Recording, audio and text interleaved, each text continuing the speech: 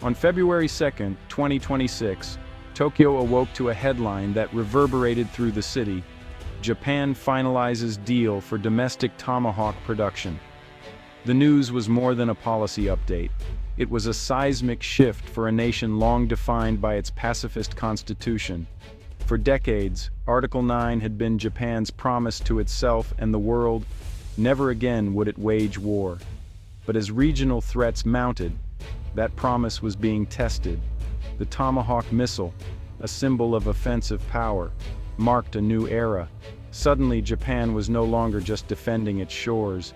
It was preparing to strike back if attacked.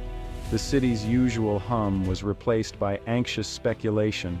Was this the end of Japan's pacifist era, or a necessary evolution? Newsrooms buzzed, analysts debated, and politicians braced for fierce arguments. The announcement wasn't just about weapons, it was about identity. Japan was stepping into uncharted territory, and the world was watching. The question on everyone's mind, what comes next? The answer would define a generation. To understand Japan's decision, look east, toward China. China's military expansion is relentless. New carriers, advanced jets, and a navy that dwarfs Japan's. Chinese ships and planes now routinely challenge Japanese territory, especially near the disputed Senkaku Islands. These aren't distant threats, they're daily provocations, testing Japan's resolve and readiness. In 2022, Chinese missiles landed in Japan's exclusive economic zone, a chilling demonstration of reach and intent. The US-Japan Security Treaty offers reassurance, but Tokyo increasingly wonders, will help arrive in time? The psychological toll is immense. The sense of security is eroding.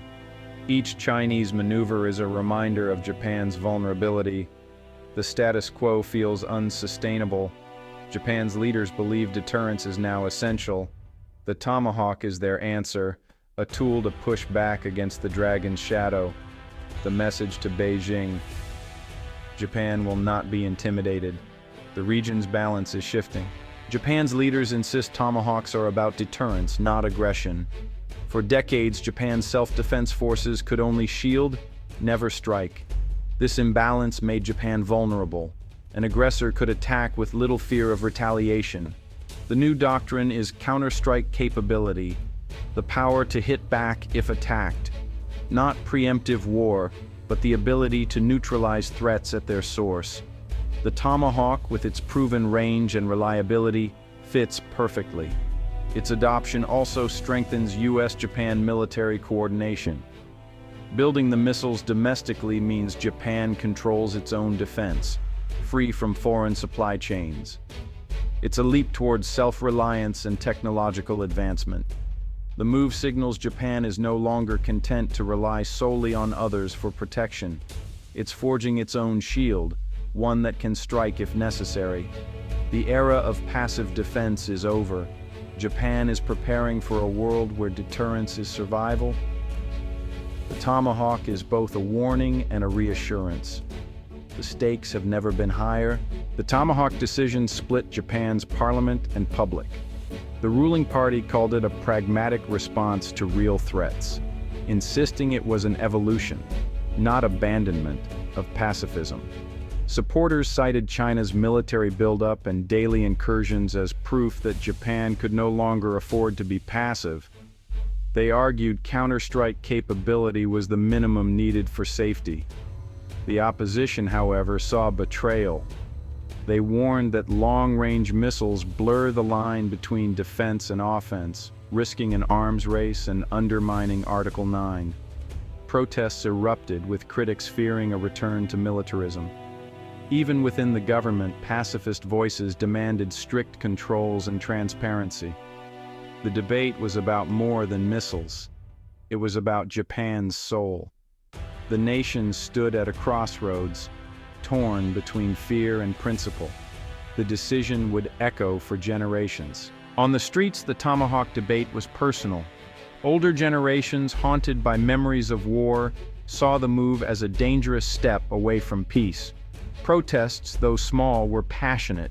Citizens holding signs and quoting Article 9. Others, especially younger Japanese and those near China's shadow, felt the threat was real and immediate. For them, Tomahawks were a grim necessity, not a provocation. Poles showed a reluctant acceptance. Most didn't want escalation, but feared doing nothing more. The mood was anxious, pragmatic, and deeply conflicted. Japan's identity as a peaceful nation was being tested by a harsher reality. The Senkaku Islands are the flashpoint. Chinese Coast Guard ships enter contested waters almost daily, sometimes harassing Japanese fishing boats. The Japan Coast Guard responds, shadowing larger, heavily armed Chinese vessels. It's a tense, dangerous standoff. One misstep could spark disaster. This gray zone conflict is relentless, wearing down equipment and morale. For Japanese defense planners, it's proof that deterrence must be credible. They fear a rapid Chinese seizure of the islands before help can arrive. Tomahawks, they argue, raise the cost for any aggressor. The standoff is more than a territorial dispute. It's the crucible of Japan's new defense strategy. The stakes are real, and the pressure is constant. Tomahawks are just one part of Japan's sweeping defense overhaul. The country is doubling defense spending, investing in new missiles, F-35 jets, destroyers, submarines, and cyber capabilities.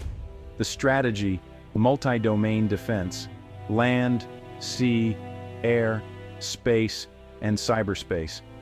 The Nansei Islands, including Okinawa, are being fortified as the front line. New bases, missile units, and troops are being deployed to create a formidable barrier. Coordination with U.S. forces is tighter than ever. Japan lacks geographic depth, so it's pushing its defensive perimeter outward. Tomahawks provide artificial depth, the ability to hold distant targets at risk. The strategic map of East Asia is being redrawn. Every regional player is recalculating. Japan's Tomahawk decision sends shockwaves across Asia. The U.S. welcomes a stronger ally, while Australia, India, and others quietly approve. For them, a more assertive Japan balances China's growing power. Beijing, however, condemns the move as a return to militarism, warning of escalation.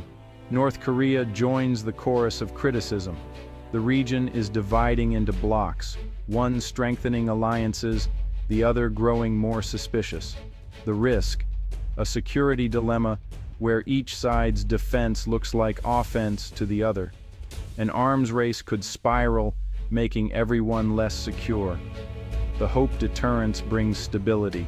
The fear, miscalculation leads to conflict. Asia's balance of power is being reset, with uncertain consequences. February 2026 marks a turning point for Asia. Japan's embrace of counterstrike capability could lead to either renewed peace or endless tension. The best-case scenario, deterrence works and diplomacy prevails. The worst, mistrust deepens, and a single misstep triggers disaster. Most likely the region faces a long, uneasy standoff. High defense budgets, tense encounters, and constant vigilance. Japan, once a symbol of pacifism, must now navigate a world where peace is fragile and deterrence is survival. The decision is made, the missiles are coming. The world waits to see what Japan and its neighbors will do next. The next chapter is unwritten. The stakes could not be higher.